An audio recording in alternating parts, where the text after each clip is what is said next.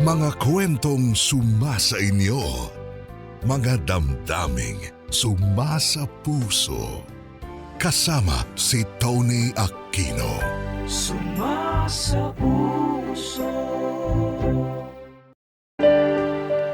Tony, ako si Gladys, 29 anyos. Dating manggugupit sa isang maliit na parlor dito sa lugar namin.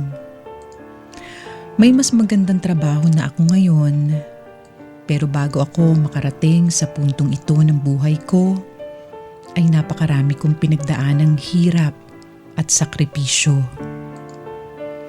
Umabot ako sa puntong naapektuhan na ang relasyon ko sa mga taong mahalaga sa akin. At yun nga ang gusto kong ibahagi sa inyo ngayon. Panganay ako sa 3 magkakapatid. Lumaki akong nakikitang nag-aaway ang mga magulang ko hanggang sa tuluyan na nga silang nauwi sa hiwalayan. Meron na rin silang kanya-kanyang buhay at ako ang naiwan para mag-alaga sa 2 kong kapatid. Tony, nagbibigay naman ng kaunting sustento ang mga magulang namin noon, pero hindi sapat ang ibinibigay nila. Kaya nung tumuntong na ako sa kolehiyo, natuto na akong magbanat ng buto habang nag-aaral, na siyang naging dahilan para mahuli ako ng ilang semester sa pag-aaral. At sa loob ng ilang taon, lahat ng pwede kong pagsabayin pinagsasabay ko para lang maipangdagdag sa pang-araw-araw na gastusin naming magkakapatid.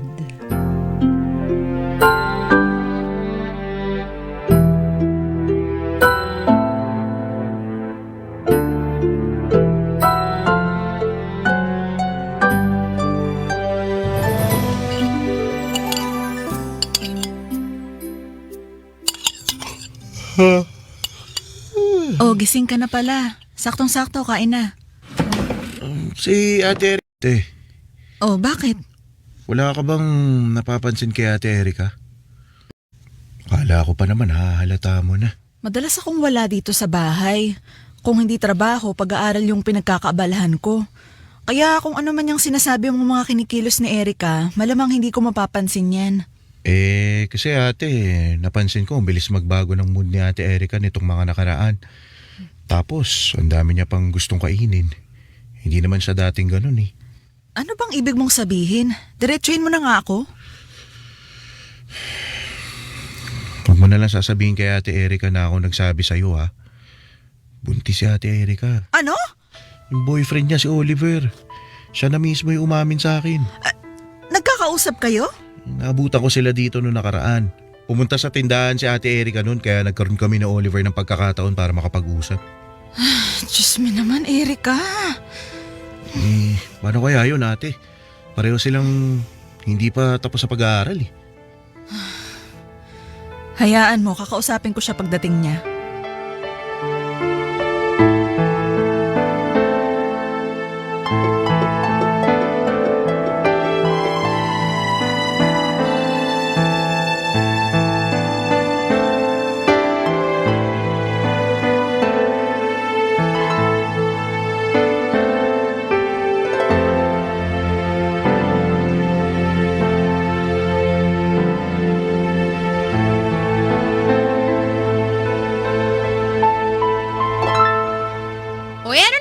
Buntis ako. May nobyo naman ako pananagutan niya ako. Naririnig mo ba yung sarili mo, Erika?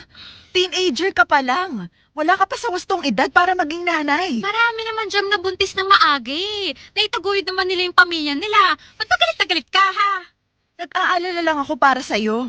Paano mo gagampanan yung pagiging ina mo kung hindi mo pa nga kayang buhayin ang sarili mo, ha? May kaya sila, Oliver. Hindi niya ako pababayaan. Si Oliver? Si Oliver na nakaasa pa sa mga magulang.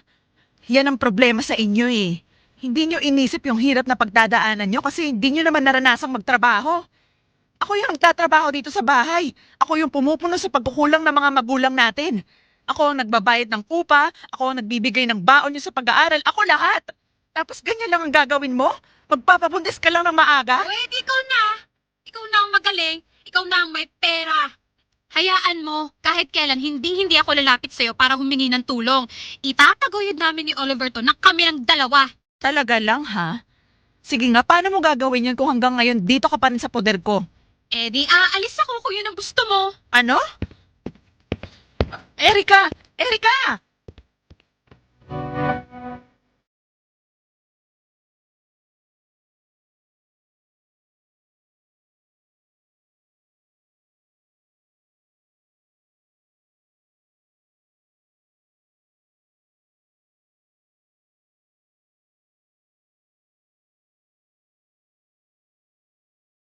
Hayaan mo na muna si Erika.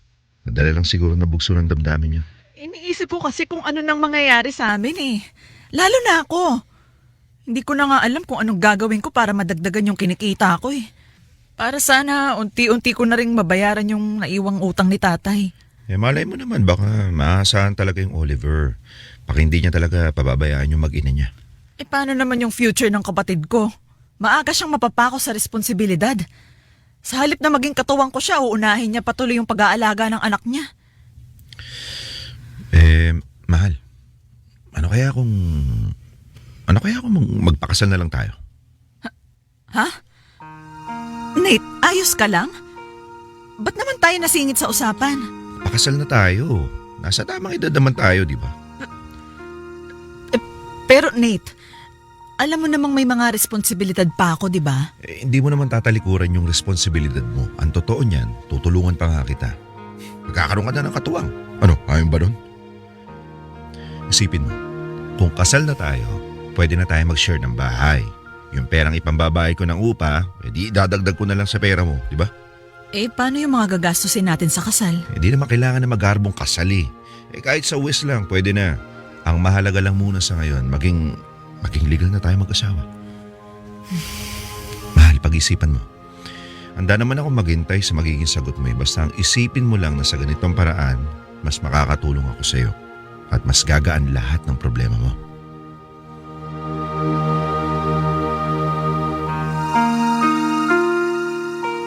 Tony, sobrang hirap para sa akin na maging breadwinner ng pamilya namin. Kaya labis ang pag-aalala ko nung nalaman kong nagdadalang tao ang kapatid kong si Erika. Siyempre pangarap ko rin ang makapagtapos siya ng pag-aaral nang sa ganun ay mabawasan ang pasanin ko sa buhay. Matagal namin pinagtalunan ni Erika ang kapusokang ginawa niya. Pero kalaunan, tinanggap ko na lang din dahil wala na kaming magagawa sa sitwasyon niya. Ang masakit lang ay nagdesisyon si Erika na sumama na sa nobyo niyang may pera. Sinubukan ko siyang pigilan pero bawat pag-uusap namin ay nauuwi sa pagtatalo. Umalis siyang merong hindi pagkakaunawaan sa pagitan namin. Sa kabilang banda naman, hindi ko inaasahan ang suhestyon ni Nate na magpakasal na kami. Pero okay na rin naman kasi nasa tamang edad naman ako noong mga panahon na yun. Isa pa, mahal ko si Nate. Siya ang naging sandala na takbuhan ko sa tuwing may mabigat akong pinagdaraanan. Mahal ko siya. Kundi dahil kailangan ko rin ang tulong niya sa usaping pinansyal at lalong-lalo na sa pangarap kong makaalis sa mahirap na estado ng buhay. At Tony, natupad naman yun. Maaga kaming gumawa ng sarili naming pamilya. Si Nate ang may sagot sa halos lahat ng gastusin sa bahay.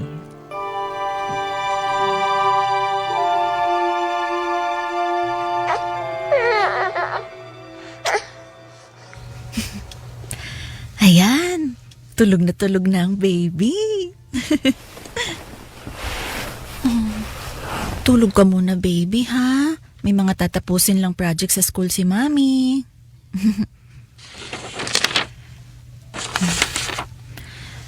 Ang hirap naman itong na-assign na topic sa akin.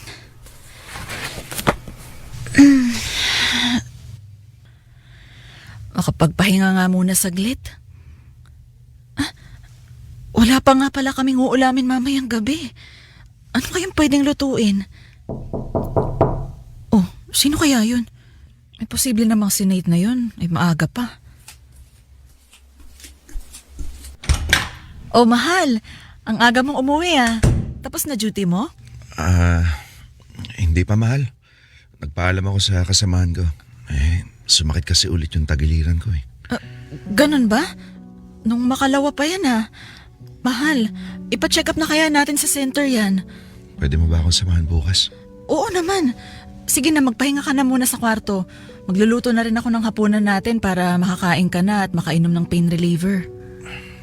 Salamat, mahal ah.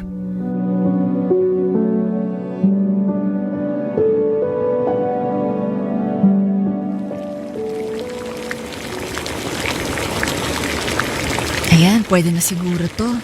Makapaghain na nga.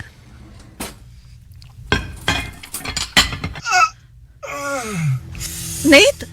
Mahal! Mahal! Anong nangyari? Ayos ka lang ba? Iba na yung sakit dito sa tagiliran. Naku, mukhang malubha na to, mahal. Itatakbo na kita sa ospital. Hintayin mo ako dito ha. Tatawag lang ako ng tricycle.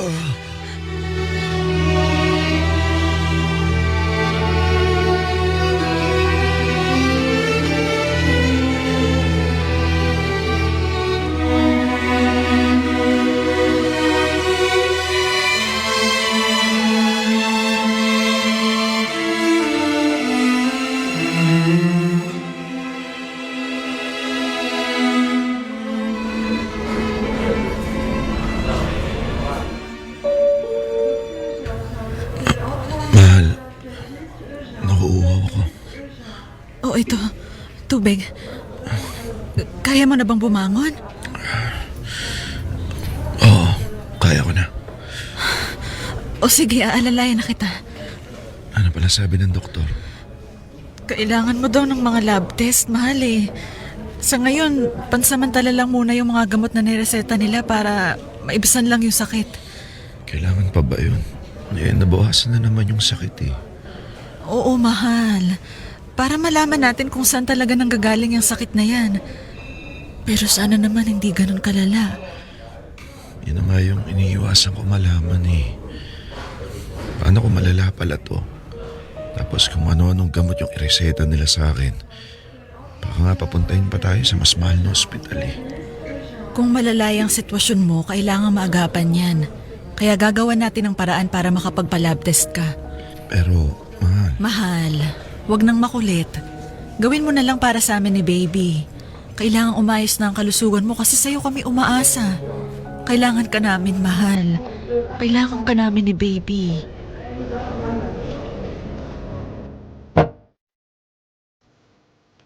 Tony, sinunod namin ang payo ng doktor.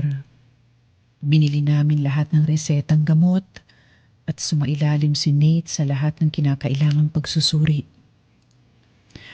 Hindi biro ang halaga ng mga ginawa kay Nate, pero pikit mata naming binayaran ng lahat ng gastos. Ayokong lumala ang kalagayan ng asawa ko, kaya hanggat maaga pa, mas mainam na malaman namin kung ano ba talaga ang punot dulo ng sakit niya. Hanggang sa tumambad na sa amin ang masamang balita. May liver cancer si Nate. Hindi pa naman daw ganun kalala, pero kailangan ng matinding gamutan at pag-aalaga. Takot na takot ako ng Tony.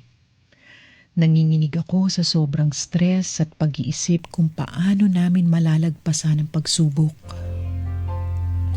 Ayokong mawala ang asawa ko dahil hindi ko alam kung papaano ko haharapin ang buhay kapag wala siya sa tabi ko. Maapektuhan ang pagtatrabaho ni Nate dahil sa kondisyon niya. At tama nga, dahil sa mga sumunod na linggo ay halos hindi na siya nakakapasok sa trabaho. Kinailangan kong magdoble kayod para mapunan ang mga pangangailangan namin sa bahay. Lalong-lalo na nga ang mga gastusin sa pagpapagamot kay Nate. Kumukuha ako ng mga sideline na pwede kong gawin kahit nasa bahay lang. Ultimo pagluluto ng mga pambentang kakanin at ulam, ginawa ko na rin. Minsan nga tumatanggap din ako ng labada mula sa mga kapitbahay namin. Pero dahil kulang pa rin, nagawa ko na rin lumapit sa kapatid ko na matagal ko nang hindi nakikita at nakakausap.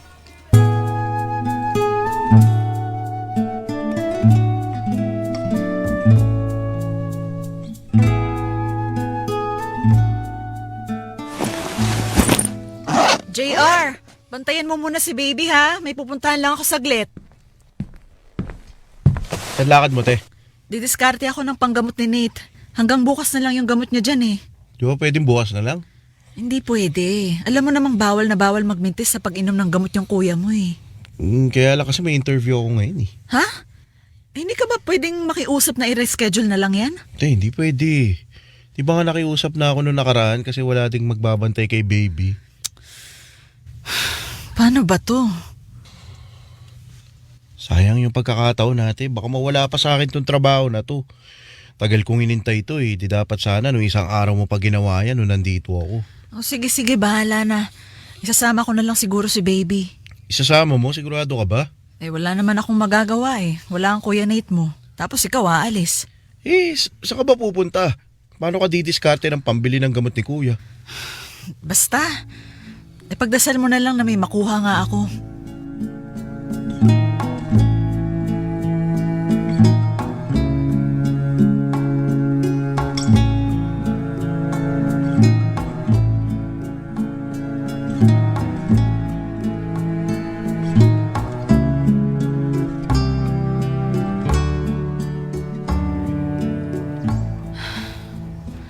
Sana naman makausap ko si Erica.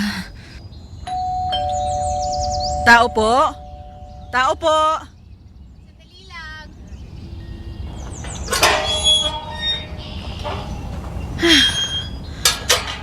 Ate? Erica, salamat naman at tsempohan kita. O, ano ginagawa mo dito? Kumusta ka na? Ang tagal nating di nagkita ah. Eto, maayos naman yung kalagayan. Anak mo? Oo. Ah, Erica, baka pwede kaming humingi ng tulong sa'yo. sabi na nga, be.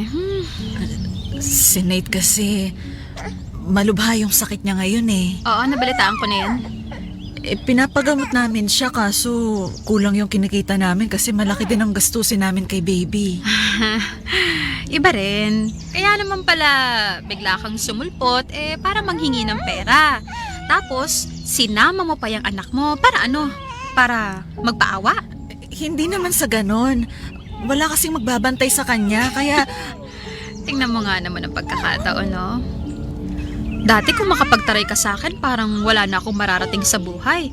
Tapos ngayon, lalapit-lapit ka sa akin para humingi ng tulong? Erica, alam mo namang nag-alala lang ako sa'yo noon. Bata ka pa kaya... Oo na. Alam ko na yan. Papaliwanag ka pa eh.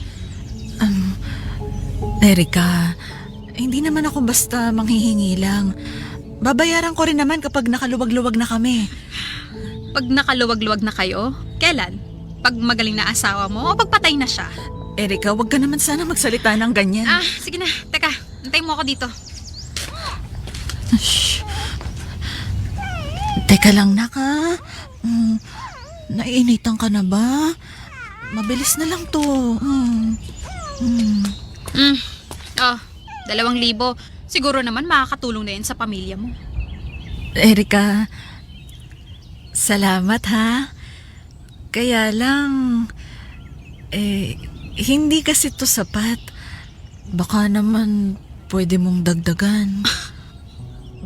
Hindi ka pa talaga nakontento, ha? Pasalamat ka nga, binigyan pa kita eh. Nagpapasalamat naman ako. Kaya lang, malaki kasi pangangailangan namin ngayon eh. Marami pa akong gagawin. Pasensya ka na, yan lang kaya kong ibigay. Erica, please naman oh. Parang awa mo na. Babawi ako sa'yo. Mairaos lang namin to. Tulungan mo naman kami. Tumulong na nga ako, di ba? Ba't di ka na lang magpasalamat? Pero, Pag may tumutulong ba sa'yo, dapat ikaw ang magdikta kung gaano kalaki ibibigay nila? Ang tingin mo sa akin, bangko? hindi.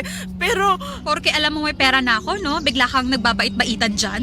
Erika, ikaw na lang ang makakatulong sa Ang akin. dami-daming tao sa mundo. Sa kanila ka magmakaawa. Basta ako nagbigay na ako. Erika, maawa ka naman sa akin. Ewan ko sa'yo. Problema mo na yan. Huwag mo ko idamay. Muwi ka na. Dinadamay mo pa yung bata sa kadramahan mo. Erika! Ay, diyan ka na. Erika! Erika!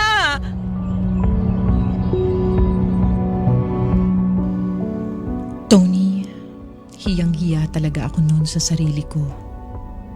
Pero wala na kasi akong maisip na ibang paraan kundi ang lumapit kay Erika. Inisip ko na kapatid ko naman si Erika. Sino ba naman ang magtutulungan kundi kami? Isa pa, nakapag-aral naman siya ng ilang taon dahil sa akin. Kaya ayos lang naman siguro kung sa kanya ako humingi ng tulong. Pero hindi ko inasahan na magiging ganun ang trato sa akin ng kapatid ko, Tony. Gusto ko mang magalit. Wala na rin akong panahon at enerhiya para gawin pa yun. Sa mga sumunod na linggo, nagpatong-patong na ang mga problema ko. Kung kani-kanino na ako umutang, sabay ko kasing inaalala ang gamutan ni Nate at pangangailangan ng anak namin. Sinubukan kong lumapit sa mga sangay ng gobyerno, pero madalas nilang sinasabi na masyadong mahaba ang pila at bago pa kami maabutan ng tulong, ay baka abo na ang asawa kong si Nate. Yun na siguro ang pinakamahirap na yugto ng buhay ko, Tony. Halos sardinas at instant noodles na lang ang kinakain namin araw-araw para mapagkasya ang kakarampot na perang meron kami. Ang kapatid kong si JR naman, umalis na ng puder ko para magtrabaho sa malayong lugar. Nawalan tuloy ako ng katulong sa pagbabantay sa anak ko.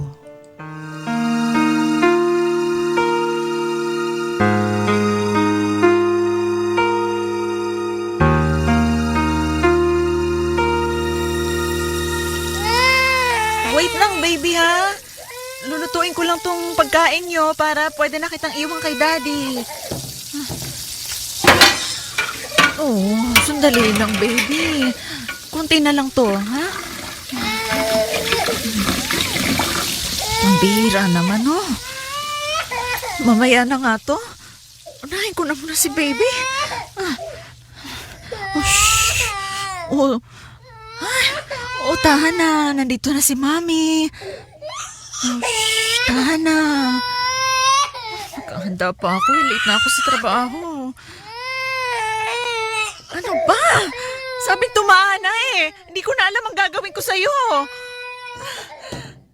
Ba't naman ngayon pa? Kung kailan late na ako sa trabaho ko.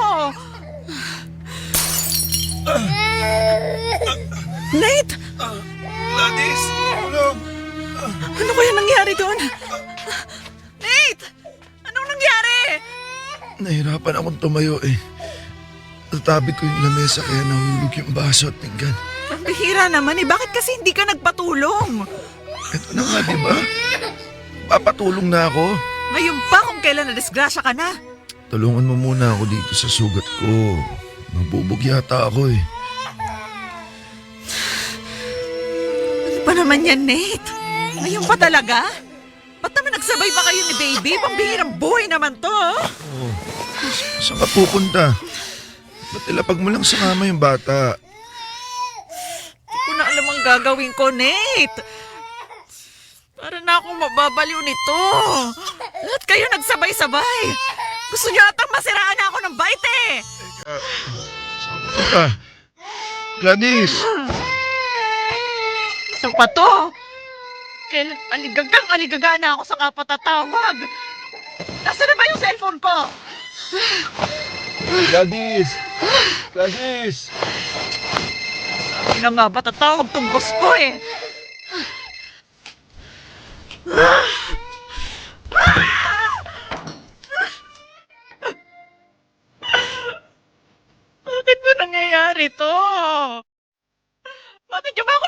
mahirapan ng ganito, ha? Hindi ko na kaya. Suko na ako. Ayoko na. Tama na. Ayoko na. Ayoko na. Ayoko na!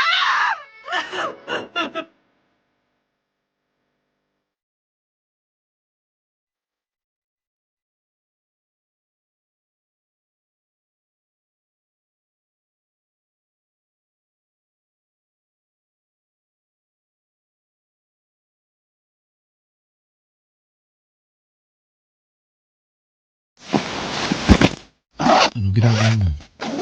Nag-iimpake, hindi ba halata? Teka, para sa... May lakad ka? Mahal, iiwan mo kami ni baby. Bakit? Bakit ka alis? Para saan? Saan ka pupunta? Gladys, Kailangan kong umalis. Kailangan ko nang umalis sa buwisit na buhay na to. Hindi na ako babalik kahit kailan. ano? Hindi ka na babalik? Bakit? Saan ka pupunta? Nakikipag-iwalay ka na ba sa akin? Ha? Ano ba sinasabi mo? Gladys, kausapin mo nga ako. Nate, hirap na ako. Hindi ko na kayang pagsabayin yung pagtatrabaho, yung pag-aalaga sa inyo. Yung sarili ko napabayaan ko na. Hindi na ako makatulog sa gabi. Pagod na ako. Pati sarili kong pride niloloko na para lang maigapang yung pagpapagamot mo at yung pangangailangan ng anak natin. Kulang na lang ibenta ko na yung bato ko para magkapera tayo eh. At baka nga ibenta ko na rin ang sarili ko. Lahat na. Gladys, alam mo namang hindi ko rin ginustong mapunta tayo sa ganitong sitwasyon. Hindi ko na alam ang gagawin ko. Suko na ako, Nate. Suko na ako. Ayoko na. Gladys naman, mag-asawa tayo eh. Nagsusumpaan tayo na hindi tayo maghihiwalay. Na walang iwanan, di ba? Punaw pa siya ko, Nate. Ayoko na. Gusto ko na makawala sa impyernong buhay na to. Gladys, teka lang naman. Huwag mo naman akong iwanan. Bitawan mo ako. Parang awa mo na, Gladys. Maawa ka sa akin. Mamakaawa ako. Gladys. Tama na, Nate. Ano ba? Kahit ano pang sabihin mo, hindi na magbabago ang isip ko. Kaya tama na. Huwag mo nang paborin ang sarili mo. Hayaan mo na lang ako sa gusto kong gawin. Gladys! Gladys!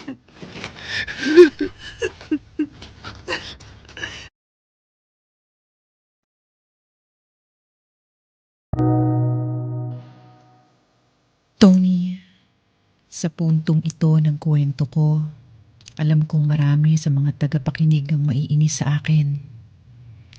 Hindi ko naman kayo masisisi. Maging ako ay nagalit sa sarili ko dahil sa ginawa kong pang-iiwan sa aking mag-ama. Pero Tony, yun na lang kasi ang naisip kong gawin para matapos na ang paghihirap ko kahit pansamantala lang. Para na akong mawawala sa katinoan noon kung ano-ano nang masasamang bagay ang pumapasok sa isip ko. Minsan, munti ko nang pasakan ng tuwalya ang bibig ng anak ko para magtigil sa kaiiyak. Naisip ko na rin na tapusin ang buhay ko para matapos na ang problema ko. Nakakatakot, Tony. Natakot ako sa lagay ng pag-iisip ko. Kaya hanggat hindi pa nilalamon ng dilim ang utak ko, minabuti kong takasan na lang ang mag-ama ko.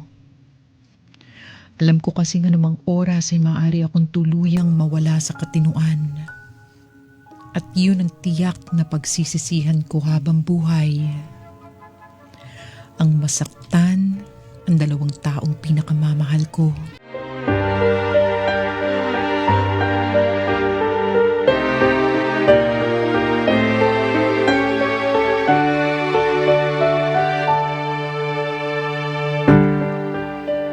Tony, lumayo ako para takasan ang patong-patong na problemang ibinato sa akin. Inaamin ko hindi ganun kalakas ang mentalidad ko para labanan ang lahat ng yun. O siguro, mas angkop na sabihing yun na ang sukdula ng lahat ng pinagdaanan kong hirap simula pagkabata. Hindi ko na kinaya ang lahat ng pagsubok. Pumayag akong magpakasal kay Nate na may pag-asang unti-unti naming matutupad ang pangarap naming magkaroon ng mas maayos na buhay. Pero taliwas ang nangyari. Tony, sa bahay ng isa sa mga katrabaho ko noon ako tumuloy at doon ako nagpalipas ng ilang linggo.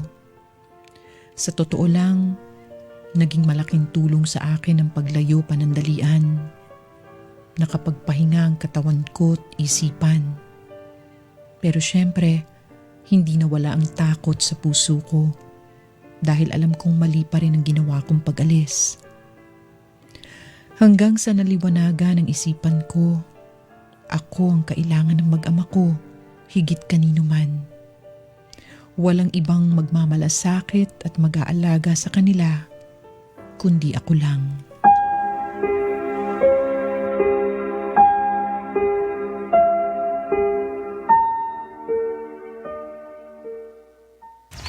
Salamat naman natin, natauhan ka na. Akala ko talaga matitiis mo na matagal sila Kuya Nate. Hindi pa ba matagal yung isang buwan? Sa totoo lang ate, kung ako'y nasa sitwasyon ni Kuya Nate, hindi ko alam kung matatanggap pa ulit kita. Huwag mo nga akong pakabahin. Hindi naman sa ganun. Idahanda lang kita sa pwede mangyari. O sige ate, balitaan mo na lang ako kung ano mangyayari. Sige. Malapit na rin ako sa bahay. Okay, good luck ate. Salamat. Tao po? Nate? Tao po? Gladys? Sino ka? Jim nga pala. Pinsan ako ni Nate. Ako yung kasakasama nila dito simula nung naiwan si Insan tsaka yung anak niya na mag-isa. Nandyan ba si Nate? Pwede ko ba siyang makausap? Gladys, ano kasi hindi ko alam kung gusto ka pang kausapin ni Nate. Pero nandyan siya ngayon. Oo, Yung anak ko nandyan ba? nasa loob. Kasama ni Nate. Pwes papasukin mo ko dahil bahay ko to. Pero Gladys, bilin kasi sa akin ni Insan na... Pasukin mo siya. Ha? Tama naman siya eh. Bahay niya to. Siya pa rin yung nagbayad ng huling upa kaya may karapatan pa siya dito. Ako nang bahala. Sige. Bali, iiwan ko muna kayo ha. Doon lang ako sa may tindahan. Ba't mo naman naisipang bumalik? May naiwan ka ba? Nate. Patawad. Ang dali para sa'yo humingi ng tawad. Patawad kung nagawa ko kayong iwanan ni baby. Hindi ko na kasi alam ang gagawin ko nun eh. Nagkasabay-sabay na kasi lahat. Hindi ko alam ang uunahin ko. Para na akong masisiraan ng bait nun. Ako rin naman ah. Alam mo ba kung gaano kahirap para sa akin yung pakiramdam na parang wala akong kwenta? Namimilipit ako sa sakit pero mas masakit para sa akin na nakikita kang nahihirapan. Na wala akong magawa para tulungan ka pero kahit kailan. Hindi sumagi sa isip ko na iwanan ka. Na iwanan ko kayo ng anak natin. Pero hindi ko naman talaga gustong iwanan kayong dalawa. Kaya pala umabot ng 1 buwan bago ka bumalik. Nate. Mahal. At may gana ka pa talagang tawagin ako mahal pagkatapos ng ginawa mo. Nate. Sana mapatawad mo ko. Gusto kong bumawi sa'yo. Babawi ako sa inyo ng anak natin. Akala mo ganun lang kadali yun. Iiwanan mo kami kung kailan mo gusto tapos babalik ka na parang walang nangyari. Nate, intindihin mo naman ako. Nadala lang ako ng emosyon ko ng mga oras na yun. Umalis ka na. Baka ako pa yung madala ng galit ko eh. Tsaka kung ano pa yung magawa ko sa'yo. Nate naman. Umalis ka na. Umalis ka na. At panindigan mo yung sinabi mong hindi ka nababalik kahit kailan.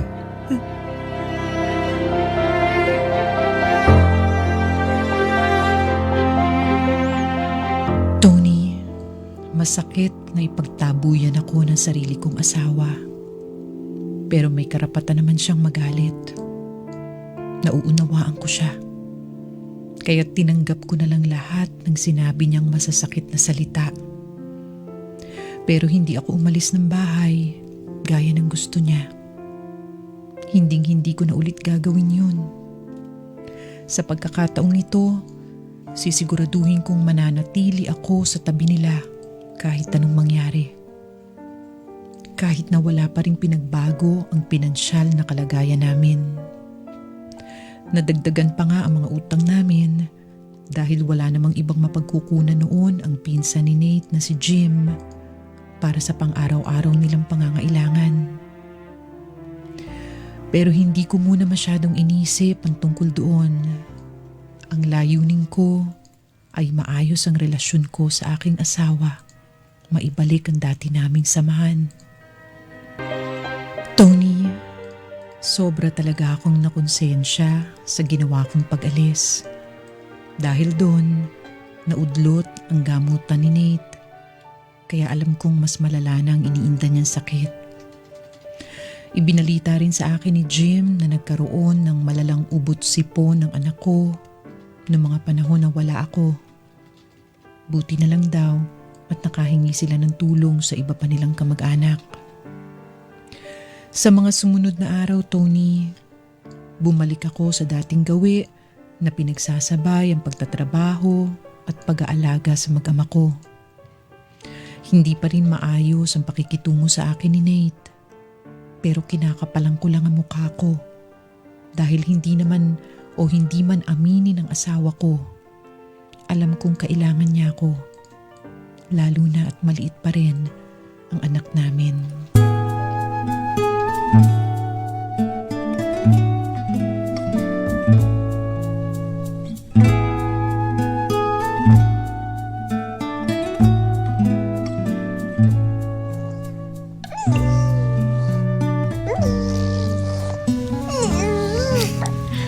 Cute-cute talaga ng baby ko.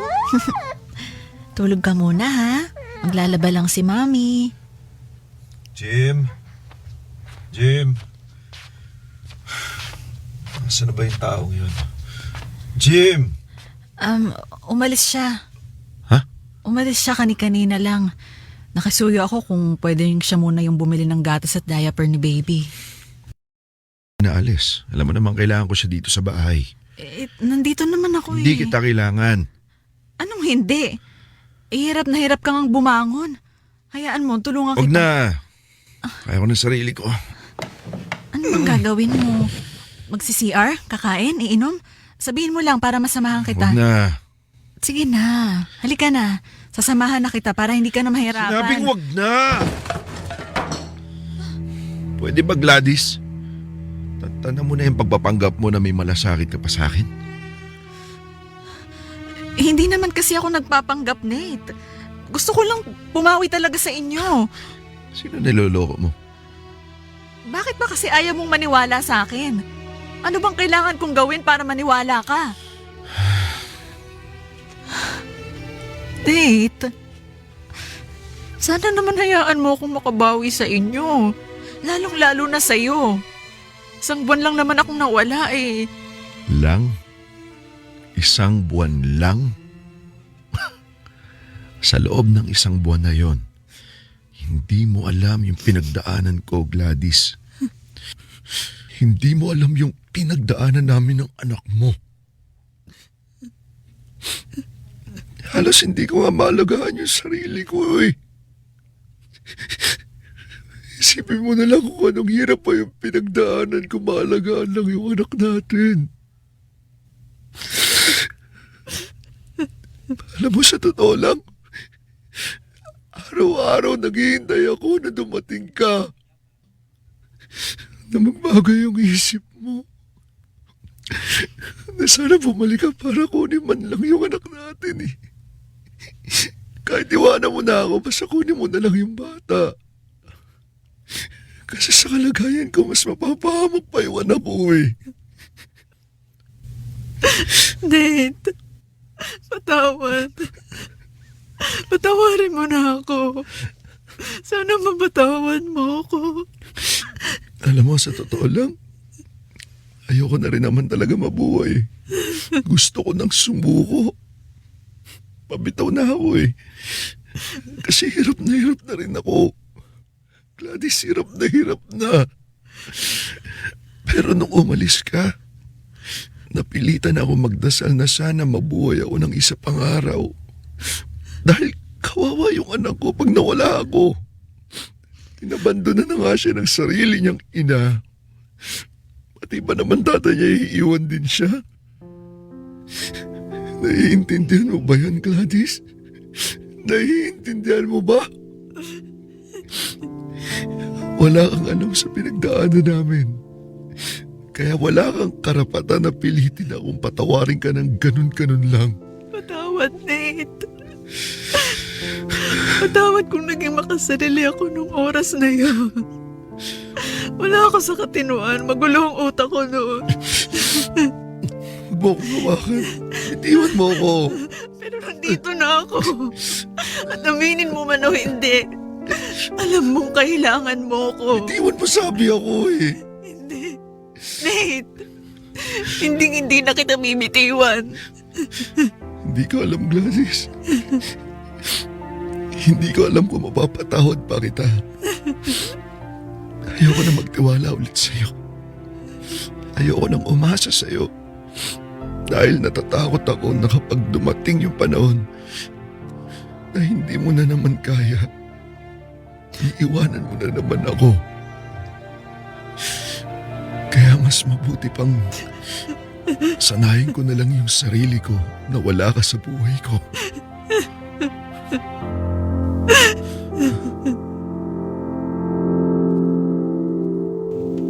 Tony, alam kong habang buhay kong dadalhin ang ginawa kong kasalanan sa asawa ko at sa anak namin.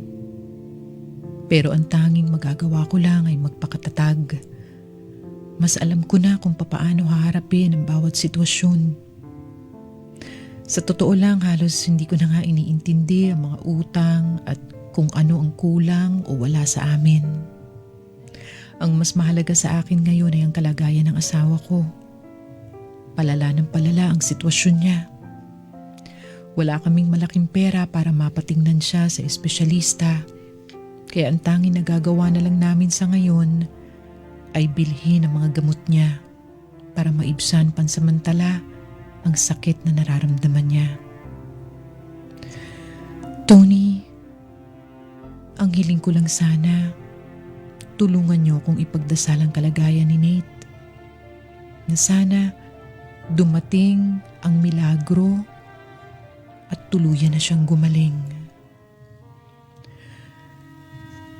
Pero kung hindi yun ang kaloob ng langit, sana humaba pa ang natitira niyang panahon para mabigyan ako ng pagkakataon na makabawi sa asawa ko. Salamat sa pakikinig sa aking kwento. Sumasa puso, Gladys. Sumasa puso sa Super Radio DZBB. Kasama si Tony Aquino. Sumasa puso.